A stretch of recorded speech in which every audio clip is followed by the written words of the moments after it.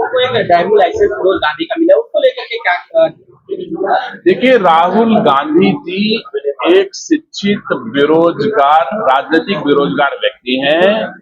वो आज की तारीख में दिशा न पाने के कारण विक्षिप्त टाइप से उनका कुछ ऐसा ही होता है। उन्होंने अथवा उनकी प्राइवेट लिमिटेड कंपनी ने एक फिरोज गांधी जी का ड्राइविंग लाइसेंस पाने की खबर को बनाया कि रायबरेली में राहुल गांधी के आगमन को चर्चित कैसे बनाया जाए, जिसकी चर्चा बड़ी दूर तक हो और रायबरेली से उसकी जड़ें जुड़ी हुई भी दिखाई पड़े। ऐसा प्रयास उनका एक फैब्रिकेटेड प्रयास था, लेकिन दिनेश सिंह रायबरेली में जन्म लेकर के यह उनको एहसास कराएगा राहुल गांधी जी, तुम्हारी झूठ रायबरेली में चलने वाली नहीं है किसी दशा में। अगर फिरोज गांधी जी का ड्राइविंग लाइसेंस मिला था तो कैसे मिला था? फिरोज गांधी जी का ड्राइविंग लाइसेंस या तो फिरोज गांधी जी के घर में होना चाहिए या राहुल गांधी के घर में होना चाहिए।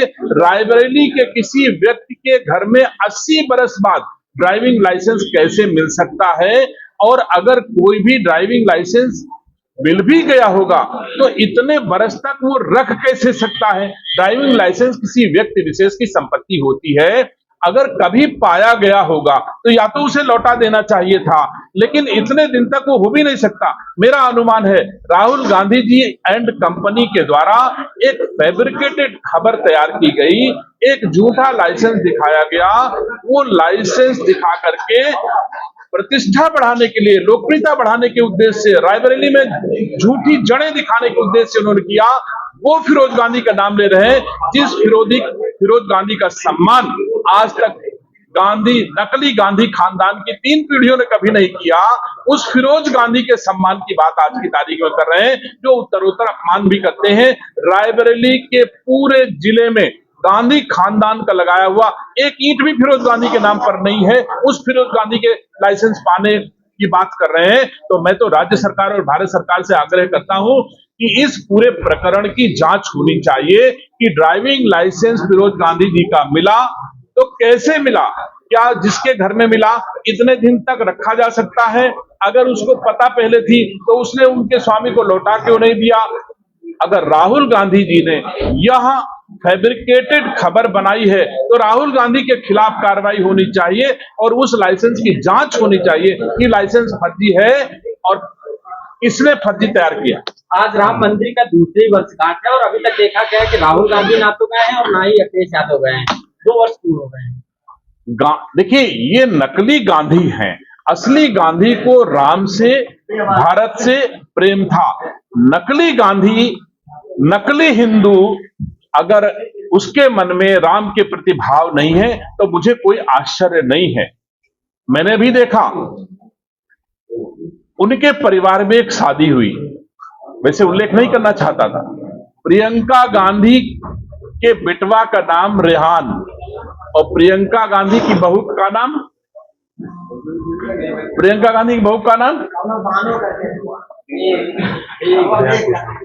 तो अबीबा बेग, वो इमरान बेग की बिटिया अबीबा बेग। अब आप ताजुब करोगे कितने निचले स्तर की राजनीति उस खानदान में होती है।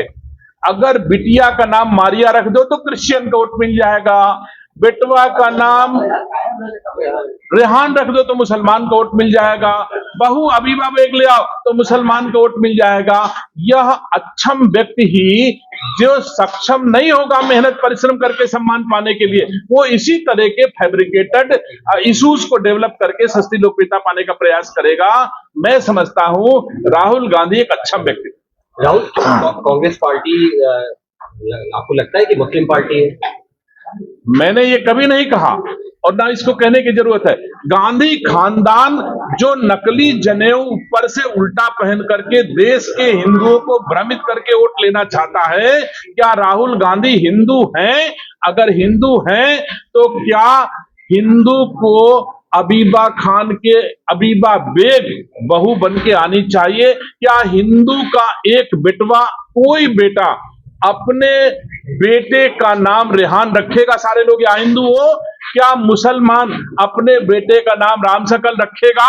ये हमारी संस्कृति, हिंदू और मुसलमान दोनों की संस्कृति का विषय है। सम्मानित साथियों, हिंदू हिंदू के नाम रखे जाते हैं और मुसलमान मुस्लिम समाज के नाम रखे जाते हैं। तो मैं नहीं समझता कि राहुल गांधी जी वोट के लिए इस स्तर की राजनीति करेंगे, ये किसी दशा में अनुचित।